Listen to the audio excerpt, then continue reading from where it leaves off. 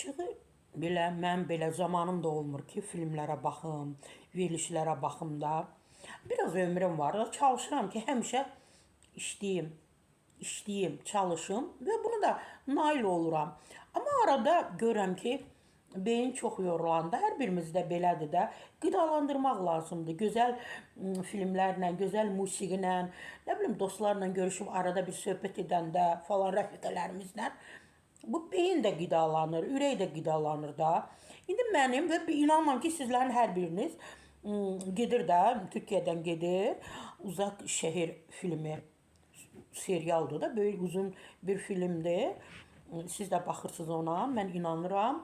Və oğlan da, qız da, ikisi də Azərbaycanlıdır. Yəni Azərbaycanlı kökənlidir. Və deyir ki, Kanal D-dən yayımlanır.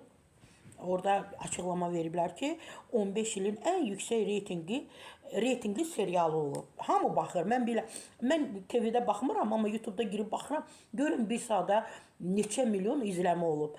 Və Bikaz xəbər verir ki, bu barədə Türk mətbuatı bildirir. Belə ki, Uzaq Şəhər Kanal D-nin ən yüksək reytingli serialı kimi tarixə düşüb. 15 il ərzində bu qədər reytingli heç bir film olmayıb. Mən bilirəm ki, hamımız oturub bu filmə baxırıq. Düşündürücü.